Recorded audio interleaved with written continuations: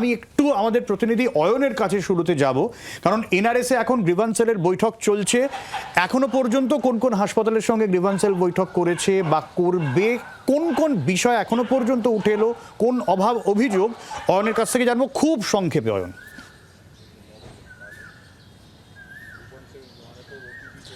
দেখো সব্যসাচী, তোমাকে বলে রাখি, কিছুক্ষণ আগে এনআরএস মেডিকেল কলেজ হাসপাতালে বৈঠক শেষ হলো। যে বৈঠকে স্টেট যে গ্রিভান্স রিঅ্যাড্রেসাল সেল তাদের তরফ থেকে প্রতিনিধিরা উপস্থিত ছিলেন। ডক্টর সৌরভ দত্ত, যিনি এই গ্রিভেন্স সেলের যিনি চেয়ারম্যান রয়েছেন, তার উপস্থিতিতে বৈঠক। পাশাপাশি এনআরএস মেডিকেল কলেজ হাসপাতালে যিনি উপাধ্যক্ষ ডক্টর ইন্দিরা দে পাল এবং doctor Pritibaran Chakraborty, principal NRS medical college হাসপাতাল, তারা উপস্থিত ছিলেন। এবং ছাত্র প্রতিনিধিদের তরফ থেকে ডক্টর পুলস্ত আচার্য, ডক্টর মুস্তাফি আহমেদ, তারা উপস্থিত ছিলেন। এবং তুমি দেখেছো সকালবেলাতেও একইভাবে কলকাতা মেডিকেল কলেজ হাসপাতালে বৈঠক হয়। সেই বৈঠকের পর যে বিষয়টা উঠে আসে, হাসপাতালে চিকিৎসকের অভাব রয়েছে, সেই প্রস্তাব স্টেট লেভেল যে গ্রিভেন্স রিঅ্যাড্রেসাল কমিটি তাদের কাছে তুলে দেওয়া হয়। একইভাবে কলকাতা মেডিকেল কলেজ হাসপাতালের প্রিন্সিপালের তরফ থেকে জানানো হয়। পাশাপাশি বদলি নীতি, সেই বদলি নীতির বিষয়ে যাতে ঠিকঠাকভাবে পালন হয় সেই আবেদন করা হয় স্টেট লেভেল রিঅ্যাড্রেসাল কমিটির কাছে। এবং একইভাবে এনআরএস মেডিকেল কলেজ হাসপাতালের ক্ষেত্রেও সেই একই বিষয়, কর্মী সংখ্যার অভাব, চিকিৎসক সংখ্যার অভাব রয়েছে, সেই অভাব মেটাতে হবে, সেই আবেদন আজকে স্টেট লেভেল যে রিঅ্যাড্রেসাল কমিটির বৈঠক, সেই বৈঠকে জানানো হয়। পাশাপাশি জুনিয়র ডাক্তাররা রয়েছেন যারা, তারা এখনো পর্যন্ত অভিযোগ করেন যে সেন্ট্রাল রেফারেল সিস্টেম এখনো পর্যন্ত চালু হয়নি। সেই সেন্ট্রাল রেফারেল সিস্টেম অতি দ্রুত চালু করতে হবে হাসপাতালে রোগীদের সুবিধার্থে। পাশাপাশি ছাত্র যে ভোট রয়েছে, সেই ছাত্র ভোট অতি দ্রুত করতে হবে, সেই আবেদন জানানো হয় দুপক্ষের তরফ থেকে, যেমন প্রিন্সিপাল থেকে শুরু করে অধ্যক্ষ রয়েছেন এবং পাশাপাশি জুনিয়র ডাক্তারদের তরফ থেকে জানায়। সব মিলিয়ে একটা জিনিস পরিষ্কার হলো, এই বৈঠকে যে অভিযোগটা সব থেকে বেশি এলো, যে মূলত চিকিৎসকের অভাব রয়েছে বিভিন্ন হাসপাতালে, সেই অভাব মেটাতে অতি দ্রুত ব্যবস্থা নিতে হবে, সেই আবেদন জানানো হয়েছে স্টেট লেভেল রিঅ্যাড্রেসাল যে কমিটির তরফ থেকে মুখ্যমন্ত্রীর কাছে। আগামী 24 তারিখ সবার আগে এই প্রশ্নটা থাকবে, বার্তা থাকবে যে যাতে করে চিকিৎসকের অভাব মেটানো যায়। অনেক ধন্যবাদ অয়ন। আর এই কনভেনশনের নাম দেওয়া হয়েছে চিকিৎসার ওপর নাম সেবা। আমি শুরুতে ডক্টর চন্দ্রের কাছে যাই। ডক্টর চন্দ্র, আশাবাদী এই বৈঠকে মোটামুটি একটা আলোচনার পরিস্থিতি আসবে, যেখানে কোনো আন্দোলন নেই, কোনো চাপ দেওয়া নেই, একেবারে খোলা মনে আলোচনা যে এই সমস্যা আছে, এবং মুখ্যমন্ত্রী নিশ্চয়ই উদ্যোগী হয়েছেন বলে আমরা ধরে নেব, যে সমস্যা মেটাতে উদ্যোগী, এই সমস্যাগুলো মিটবে। অবশ্যই আমরা আশাবাদী, এ ব্যাপারে আশাবাদী কেন জানি যে যেটা রিড্রেসাল কমিটির সেলের যে চলছে, ওনারা যারা আছেন, তারা সমস্ত মেডিকেল কলেজ ঘুরে ঘুরে বিভিন্নভাবে তাদের বৈঠক চলছে, দফায় দফায় বৈঠক চলছে। এবং অত্যন্ত প্রান্তিক medical college, Malda, Murshidabad, diamond Harbour, আজকে তো মেডিকেল কলেজ কলকাতা, এনআরএস, এরকম বিভিন্ন জায়গায় আলোচনা হচ্ছে। এবং এই যে চিকিৎসার অপর নাম সেবা, তার জন্য তো পরিষেবাগত কিছু ব্যাপার থাকে, তো সেই জিনিসগুলোই আশা করি উঠে আসছে। এবং এই যে অভয়াকাণ্ডের পরিপ্রেক্ষিতে যে এই ঘটনা ঘটেছে, এবং সেখান থেকে যে জানা গেছে যে বিভিন্ন টাইপের থ্রেট কালচার এবং পরিষেবার বিভিন্ন পরিকাঠামোর চেঞ্জেস প্রয়োজন। আজকে এখনও যেমন স্বাস্থ্য ভবনে ডিএমই বা আমাদের ডিএইচএস প্রপার পোস্টিং বা প্রপার আরও সেগুলো করার কথা আছে। এবং সেন্ট্রাল রেফারেল সিস্টেমের ব্যাপারটা তো এখনো অবধি হয়ে ওঠেনি, যেটা উনি অনেক আগেই বলেছেন মাননীয়, যে সেখানে এগোবেন। এবং বদলি নীতির তো অবশ্যই অত্যন্ত প্রয়োজন, কেন কি যারা পেরিফেরিতে অলরেডি আছে তাদেরকে কলকাতায় ট্রান্সফার করা বা কলকাতার ফলে তারা সঠিকভাবে সেখানে মানে পরিষেবা দিতে পারেন না। ঠিক ঠিক। আমাদের সঙ্গে অধ্যাপক বিশ্বজিৎ দাসও এসে গিয়েছেন। আমি বিশ্বজিতের কাছে আসবো, তার আগে প্রীতমের কাছে। প্রীতম, তোমরা কি মনে করছো গোটা বিষয়টা নিয়ে? সবটাই লোক দেখানো, সামনে ইলেকশন আসছে, সেই জন্য মমতা ব্যানার্জি এবং মমতা ব্যানার্জির দল আজকে তোমার সবটাই লোক দেখানো করছে। দেখছেন না, কয়েকদিন আগে কুণাল ঘোষ কি বলছে, আর সবটা মিটে গেছে, তাও কেন এরা কোর্টে যাচ্ছে, তাও কেন সঞ্জয়ের ফাঁসি হয়ে যাচ্ছে না। আসলে দেখুন, আপনাকে ক্যামেরায় আজকে বলতে চাই, কেউ হয়তো জানে না, আমরা সেদিনকে অভয়ার যেদিন মৃত্যুর দিন, সেদিনকে আমরা বাড়িতে গেছিলাম এবং যেটা জানতে পারলাম ভয়ানক ব্যাপার।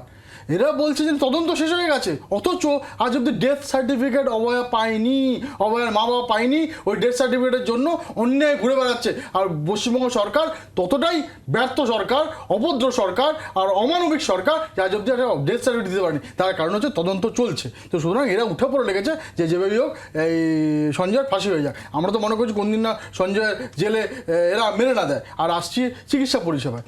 চিকিৎসা পরিষেবায় শাস্তি আজ অব্দি হয়েছে এই যারা জাল আপনার স্যালাইন দিল? কিন্তু তাদের রাজ্য কিছু তো বলে- বলছে যে জাল স্যালাইনের বিষয়ই নয়, একদম গুলো ঠিকঠাক ছিল, নমুনায় কোনো সমস্যা ছিল না। জাল স্যালাইন যারা দিয়েছে, যারা মূল্য, তারা কি বিচার পেল? অভয়া বিচার পায়নি, আমরা সর্বজন বিদিত, সবাই জেনে গেছি। ওখানে যে suspend কেউ হলো, বিচার পায়নি। চিকিৎসক যে আজ suspend অবধি হলো। যারা এই মমতা ব্যানার্জির টাকা তোলার নেশায় জাল স্যালাইনে যারা মূল্য, তারা বিচার পেল? এই আজকে তোমার রেফারেল সিস্টেম চালু হলো, চালু হয়নি।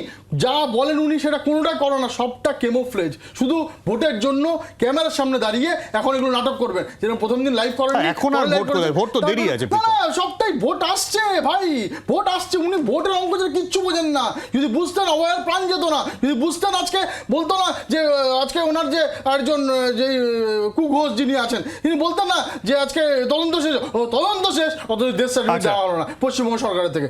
এই হচ্ছে পশ্চিমবঙ্গের আচ্ছা, অবস্থা। আসবো। তো সুতরাং অভয়া নিজের মৃত্যু দিয়ে আজকে পশ্চিমবঙ্গবাসীর চোখ খুলে দিয়ে গেছেন। পশ্চিমবঙ্গবাসীকে আজকে সেটা সিদ্ধান্ত নিতে হবে এবং সিদ্ধান্ত নিয়ে ডেমোক্রেটিক ওয়েতে এই মমতা ব্যানার্জির মতো অমানবিক একজন শাসককে ছুঁড়ে ফেলে দিতে হবে, তাহলেই পশ্চিমবঙ্গের সর্বাধিকভাবে উন্নতি হবে। বিশ্বজিৎ দা, মানে প্রীতমরা ইলেকশন খুব ভয় পায় এবং সব কিছুর মধ্যে আর ডেথ সার্টিফিকেট কেন দিচ্ছেন এর আগে বলো তো? আমি তো ডিস্টার্ব করি না না, আগে ডেথ, তুমি তো তৃণমূলের হয়ে না, বলতে আমি তৃণমূলের, তো- আমি না disturb আমি করি- শুধু আমি একটা তো জিনিস জানি, disturb সভ্য, করি- আমি না, আসছি, আমি কি আমি disturb তুমি করেছি? বলো, আমি আর বলবো না, না, আমি কি disturb? তুমি না, যখন বললে disturb না, না, করেছি, আমি disturb তোমাকে- করবো না। না, disturb এটা- এর ব্যাপার নেই। এটা- আমি এটা- একটা জিনিস এটা- জানতে তুমি চাই। যখন কথা বলছো, শুরু আমি থেকে- জানতে চাই। শুরু থেকে এত আমি ঝামেলা জানতে করলে কি চাই। করে হবে? না, তার কারণ হচ্ছে এত কি বলো, death certificate জানি। এই লোকগুলো, তুমি এই লোকগুলো disturb করছো এসে কেন? সব লোক শুরু থেকেই এত হইচই করলে কি করে হবে? তুমি অভয়া death certificate এই, শুরু থেকে এত হইচই করলে হবে না। জায়গা ছিল আচ্ছা, তোমরা বিশ্বজিৎ দা, বলো নি কেন? বিশ্বজিৎ দা, বলো, বলো। প্রীতম, প্লিজ, না, না, না, না, শুরু থেকে অশান্তি নয়। এটা নিয়ে বই লিখবেন না দাদা? শুরু থেকে death certificate নিয়ে? শুরু থেকে না, শুরু থেকে না। এলে প্রীতমরা ভয় পায়, অভয়া death যে certificate কোনো পাচ্ছে। ক্ষেত্রে Please, ভয় পায়, please. কারণ নাগরিকদের। মুখ্যমন্ত্রী যা যা করতে পারেন বা করছেন সবটাই তো। রাজ্যের জন্য, স্বাস্থ্য ব্যবস্থার জন্য, সেগুলোতে প্রীতমরা ভয় পাচ্ছে। নির্বাচনে তাহলে আর ইস্যু কি থাকবে? ঠিক যেমন করে ওই নির্বাচন নিয়ে বিজেপি অভয়ার- করবে না। এই, প্রীতম, আসবো আমি অভয়ার- তোমার কাছে, আসবো।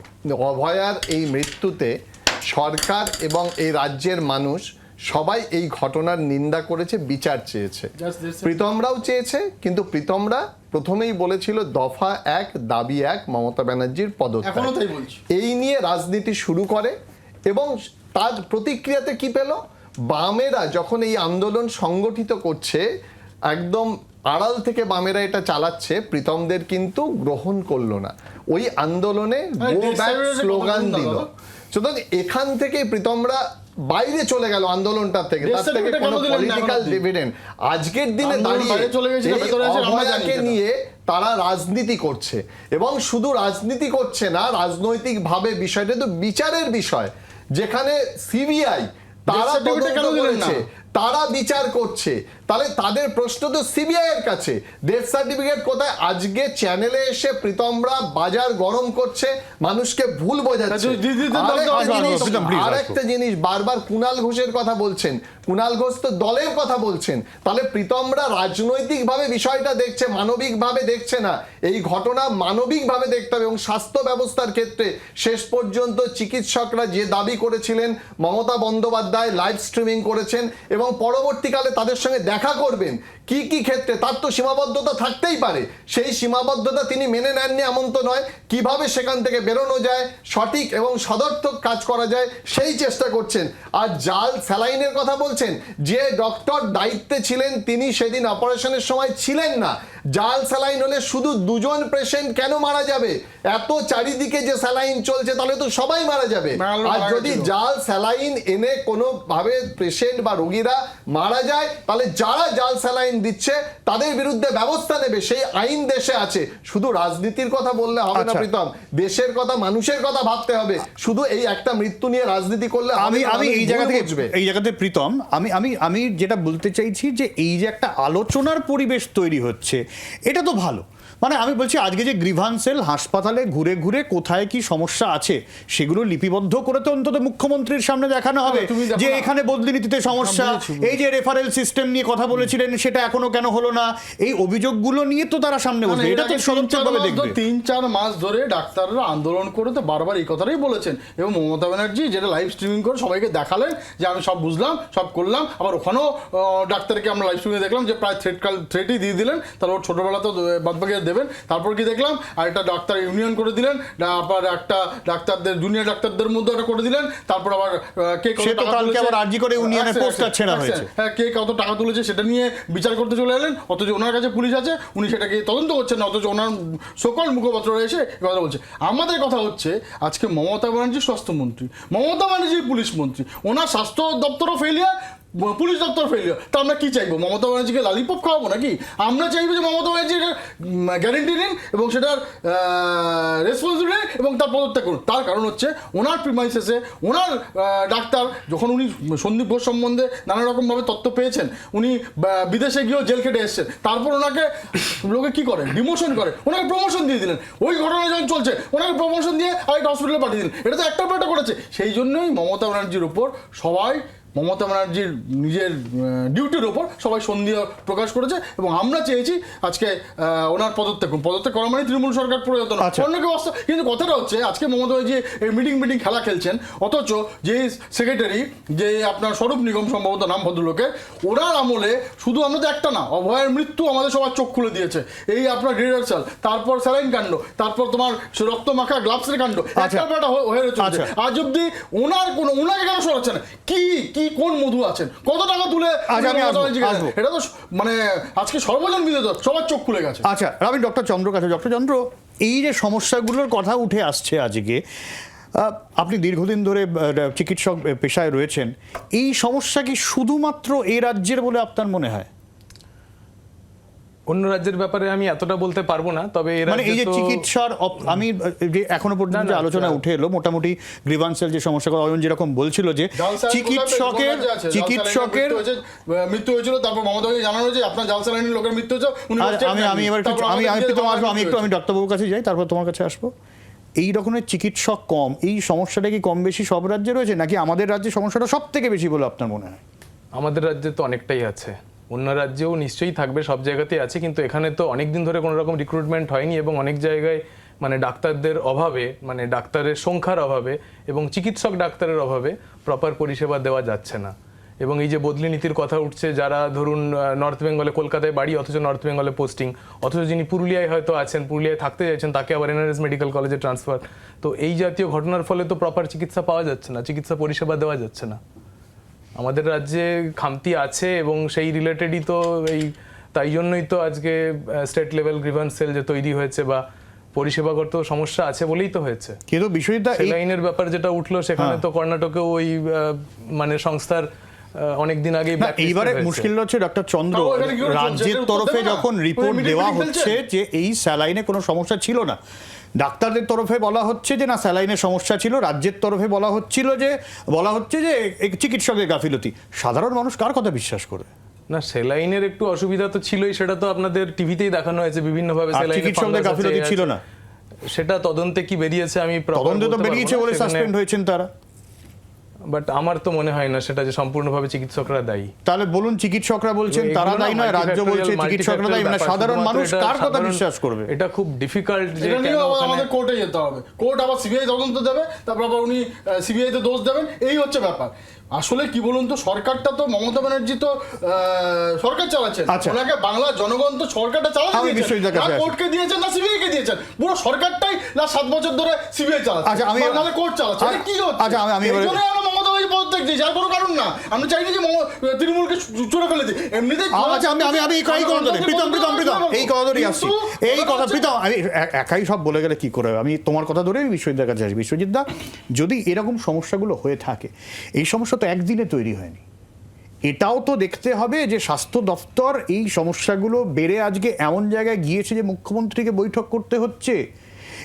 তিনি হতে পারেন স্বাস্থ্যমন্ত্রী, তিনি নিঃসন্দেহে স্বাস্থ্যমন্ত্রী, কিন্তু সব তিনি একার ঘাড়ে নিয়ে বসে থাকবেন প্রত্যেকটা ক্ষেত্রে? তুমি দেখো প্রত্যেকটা ক্ষেত্রে রাস্তা ঘাট জল স্বাস্থ্য প্রত্যেকটা ক্ষেত্রে তাকেই দায় নিতে হচ্ছে দিনের শেষে। এটা তো নয়, একটা তো মানে দায়িত্ব তো ভাগ আছে, তার তো একটা ম্যানেজমেন্ট আছে, তার একটা সিস্টেম আছে। সব্যসাচী দেখো, সমস্যা যে নেই এ কথা কিন্তু কেউ বলছে না, সমস্যা আছে বলেই আজকে মিটিং করার প্রয়োজন হচ্ছে এবং সেই সমস্যা 15 থেকে বছর পর। বেরোনোর পথ কি সেটা হচ্ছে। আর এখন তো সিবিআই শুনলে যে সরকার চালাচ্ছে এবং সেই সিবিআই সরকার চালাচ্ছে বলেই যখন চিৎকার হয় যে অভয়ার বিচার হয়নি, বিচারপতি শেষ পর্যন্ত সিবিআই এর উপরে দায়িত্ব দেওয়া ছিল, সিবিআই সেই দায়িত্ব নিয়েছিল। কিরকম ন্যারেটিভস তৈরি হচ্ছে না, ভাবো। আমি বিষয়টা আমি ওই ন্যারেটিভে যাচ্ছি না, আমি দুটো নির্দিষ্টভাবে একটা প্রশ্ন করছি বিশ্বজিৎ দা। বিভিন্ন ক্ষেত্রে এত অসন্তোষ যেখানে জমা হবে, তাহলে একা মুখ্যমন্ত্রীর পদত্যাগ চাই, সেটা বিজেপি তাদের ন্যারেটিভের জায়গা থেকে করুক, কিন্তু তার অধস্তন যারা রয়েছেন তাদের দায় নিতে হবে না? তাদের কোনো দায়িত্ব নেই? যাদের উপর প্রশাসন যারা চালাচ্ছেন তাদের কোনো দায় নেই? একাধিক ক্ষেত্রে তুমি দেখেছো মুখ্যমন্ত্রী দাঁড়িয়ে বলেছেন পুলিশ প্রশাসনের কেন বারবার তাকে বলতে হচ্ছে বিশ্বজিৎ দা? এটাই তো প্রশ্ন। বিরুদ্ধে ব্যবস্থা নিতে একটা Dialogue না বড় করে কাজে করুক সিস্টেম, না, কাজে করুক। সেই সিস্টেমের মধ্যে যে কোথায় কোথায় গলদ আছে তিনি বের করে তার বিরুদ্ধে স্টেপ নিচ্ছেন।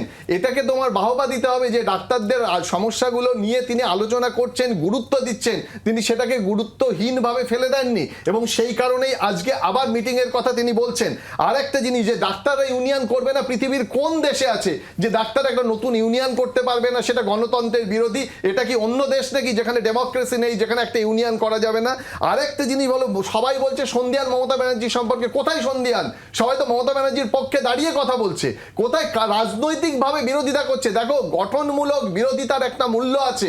কিভাবে স্বাস্থ্য ব্যবস্থাকে ঠিক করা যায়, পাশে এসে দাঁড়িয়ে যদি বলে না এখানে এখানে গলদ আছে, এটা ঠিক করতে হবে, সেটা একটা সদর্থক দৃষ্টিভঙ্গি রাজনীতির। আর রক্তমাখা গ্লাভস, সাধারণ মানুষ হাসবে যে রক্তমাখা গ্লাভস নিয়ে এত আলোচনা হচ্ছে, সোশ্যাল মিডিয়ায় এসছে, তার পরীক্ষাগার থেকে কি রিপোর্ট এসছে তুমি বলো তো? মানুষকে বিভ্রান্ত করার সব আরে পথ ভাই, খোলা রেখেছে আমি তো জি24 এবং এর ক্যামেরা মানুষকে দেখেছি। বিভ্রান্ত করছে বারবার। জি24 এই তোমরা বিভ্রান্ত বিভ্রান্তি করছো, দিয়ে বলছে। জি24 জি24 পর্যন্ত বিভ্রান্ত দেখিয়েছে করছে। যে না, না, ওটা প্রীতম, রক্তমাখা না, না, না, গ্লাভস নয়। প্রীতম। জি24 এর নামে আমি নয়, কারণ ওটা নির্দিষ্টভাবে রক্তমাখা গ্লাভসটা নয়, বলছি, এটা সেখানে প্রমাণ করা পরে হয়েছে। রিপোর্ট এসছে যে ওটা রক্ত ছিল না, অন্য কোনো দাগ ছিল। এই নিয়ে হয়েছে যা যা খবর হয়েছে আমরা তা দেখিয়েছি। কিন্তু এটাও ঠিক প্রীতম যে গাফিলতি তো রয়েছে, সমস্যা তো রয়েছে, স্যালাইন নিয়ে আগে সমস্যা রয়েছে, বিভিন্ন ওষুধকে তারপরেই হইচের পর ব্যান করা হয়েছে। কিন্তু প্রীতম, আমি এটা বলতে চাইছি যেটা, যে আমরা এটা সবসময় এত নেগেটিভ অ্যাপ্রোচে দেখবো ঠিক, কেন? ঠিক, আমি বলবো তোমার- আমি দেখো প্রীতম, একটা কথা, এই ঘটনাটার পরে তো বিভিন্ন ইস্যু সামনে এসেছে। আজকে যদি মুখ্যমন্ত্রী মমতা বন্দ্যোপাধ্যায় অন্তত বৈঠকে বসেন, অন্তত তার কাছে এইগুলো অ্যাড্রেস করার একটা সুযোগ ঠিক থাকছে। হয়েছে তোমার কথা। আর কিছু প্রশ্ন লাগে পড়ো না, আমি একসাথে উত্তর দেবো। না, বলো, বলো। উনি বললেন না গঠনমূলক বিরোধিতা। দেখুন, এই যে আজকে আরজি করে এসব গন্ডগোল চলছে, আমরা এই অভয়া ঘটনা হওয়ার আগে আমরা এবং ওনার আরেকজন স্টাফ যিনি আরজি করে কাজ করতেন, লিখিত জানিয়েছেন, লিখিত। আর কিভাবে জানাতে হবে? উনি সেই লিখিত কাগজটা নিয়ে আমরা পলিটিক্যালি জানিয়েছি। আমাদের প্রেসিডেন্ট ডক্টর সুকান্ত মজুমদার লিখিত জানিয়েছিলেন যে এই আপনার দুর্নীতি হচ্ছে। ওনার ডেস্কে ওটা পড়ে রইল। পুলিশ মন্ত্রী, স্বাস্থ্যমন্ত্রী আবার পুলিশের কাছে পাঠিয়ে দিল, পুলিশ আবার স্বাস্থ্যের কাছে পাঠালো, আলটিমেটলি কোনো তদন্ত হলো না। যদি হতো তাহলে আজকে প্রাণ যেত না সভ্য। আমরা কেন বলছি, এই যে আজকে তুমি বলো কর্ণাটকে এই জাল স্যালাইনে কিছু লোক মরলো, সেখান থেকে লেটার পাঠালো যে এগুলো পুরো ব্ল্যাক লিস্টেড, এগুলো আপনারা দেবেন না। উনি ওই ব্যাচ, ওই স্যালাইন অন্যান্য কেউ কীভাবে দিয়ে দেয়, মানে কীভাবে? কারণটা কি কারণ? কত টাকা, 1-1.5 টাকা করে তুলছেন ওনার থেকে, তুলে কালীঘাটে আর কামারশিটে পৌঁছাচ্ছেন, সেটা নিয়ে নিজেদের মধ্যে ঝামেলা, সেই জন্য তার বলিটা কে হচ্ছে? তুমি যে বলছেন যে আজকে দাদা বলছিল, খুব সুন্দর করে বলছিল যে গঠনমূলক বিরোধিতা আর কি করে করবে? লিখিত জানাচ্ছি, প্রেস কনফারেন্স করে বলছি, আর কি করে করবে? মমতা ব্যানার্জির মতো গিয়ে আমরা অ্যাসেম্বলি ভাঙচুর করবো? ওই রাজনীতি বিজেপি করে না। আচ্ছা। তার কারণ হচ্ছে মমতা ব্যানার্জি শুনতে চায় না, উনি মূক বধির। আচ্ছা। উনি আজকে ওনার পুরো ব্যানার্জি ফ্যামিলিকে দিয়ে তোলাবাজে পরিণত আচ্ছা, করেছেন। আমার একটা বিরতির সময় হয়ে গিয়েছে এবং স্বাস্থ্য পরিষেবা আজকে যার নামে চলেছে। আমাদের আমি একটা বিরতি নেবো। প্রীতম আসবো। অর্থাৎ কোথাও গিয়ে একটা অবিশ্বাসের বাতাবরণের মধ্যে বৈঠক হতে চলেছে। এই জায়গা থেকে আমি বিরতির পরে ডক্টর চন্দ্রর কাছে আসবো। তাহলে কি আপনি মনে করেন যে এই বৈঠকে একটা সলিউশন বের হবে, নাকি আবার সেই আসছি বিরতির পর?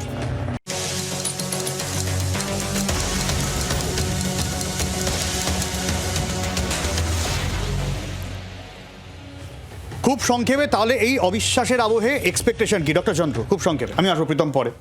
দেখুন, এক্সপেকটেশন আশাবাদী তো হতেই হবে, একটা সলিউশনে তো আসতেই হবে। তো সেখানে স্টেট লেভেল গ্রিভেন্স সেল যে কমিটি তৈরি হয়েছে এবং সেখানে বিভিন্ন নিরপেক্ষভাবে মাননীয়াকে শুনতে হবে এবং তার একটা সঠিক পদক্ষেপ হওয়া উচিত। এবং তার বিভিন্ন লেভেলে হয়, যেমন কোনো কোনো জিনিস প্রিন্সিপাল লেভেলেই সলিউশন হয়ে যায়, তার উপরে লেভেলে স্বাস্থ্য ভবন, যেখানে অত্যন্ত মানে দুর্নীতির আখড়া হয়ে উঠেছিল এবং এখনও অনেক পোস্ট ভ্যাকেন্ট আছে, তার এগেনস্টে প্রচুর আগে রিটেন কমপ্লেন্টস দেওয়া হয়েছে। এবং সেই সমস্ত ঘটনার সাথে কোনো কোনো জিনিসে পলিসি মেকিংয়ের ক্ষেত্রে মুখ্যমন্ত্রীর হস্তক্ষেপ এবং মুখ্যমন্ত্রীর কিছু নিয়ম নীতি নির্ধারণ করার কথা, এবং সেখানে আমরা সেই ব্যাপারে আশাবাদী। কেন আমি জানি পার্সোনালভাবেও সৌরভ দত্তদা আছেন এবং সঞ্জীব বন্দ্যোপাধ্যায়, এনারা সব আছেন যারা বিভিন্ন খেটে খুঁটে বিভিন্ন জায়গায় কন্টিনিউয়াসলি যাচ্ছেন এবং বৈঠক করবেন। আর এই জায়গা থেকে বিষয়টা তার মানে কিন্তু একটা বড় সড়ো রদবদল না হলে, একটা ঝাঁকুনি না দিলে এটার কিন্তু হবে না। দেখো, এটা কিন্তু বুঝতে হবে মমতা বন্দ্যোপাধ্যায় ইস্যুটাকে খুব গুরুত্ব দিয়ে দেখছেন, এবং গুরুত্ব দিয়ে দেখছেন বলে যে প্রশ্নগুলো উঠছে স্বাস্থ্য ব্যবস্থার, সেগুলো নিয়ে তিনি আলোচনা করছেন। সম্ভাব্য সমাধানের পথ কিভাবে পরিবর্তন, যদি কোনো দুর্নীতির সঙ্গে কারা জড়িত থাকে তাদের সরিয়ে দিয়ে এমন স্বাস্থ্য ব্যবস্থা তৈরি করা যে স্বাস্থ্য ব্যবস্থা পুরো সুযোগটা পাবে। সুতরাং এটা ভাবতে হবে মমতা ব্যানার্জির মতো সরকার, মমতা ব্যানার্জির মতো সরকার স্বাস্থ্য ব্যবস্থার দুর্নীতিকে যদি কিছু থাকে চিহ্নিত করেছে এবং শেষ পর্যন্ত এই রাজ্যে যে পরিষেবা পাচ্ছে মমতা ব্যানার্জি, আর কেউ নয়। এখন পৃথিবীর কাছে করেছিল, সে তো রাজনীতির নিয়ম জানে না, তাকে তো দলের কথা বলতে হবে, দলের মধ্যে দলের কথা দলের মধ্যে বলতে হবে, সংবাদ মাধ্যমে নয়। আর প্রধান মিত্র যখনই বলছে পরের দিন ক্ষমা চাইছে, আজকে বলছেন কালকে ক্ষমা চাইছে, আমার সময় একদম শেষ, একদম শেষ। আমরা অবশ্যই নজর রাখবো পরের বৈঠক থেকে ঠিক কি উঠে আসে। এখানেই শেষ করছি, সঙ্গে থাকুন 24 ঘন্টা। বাংলার আওয়াজ, বাঙালির আবেগ, জি 24 ঘন্টা।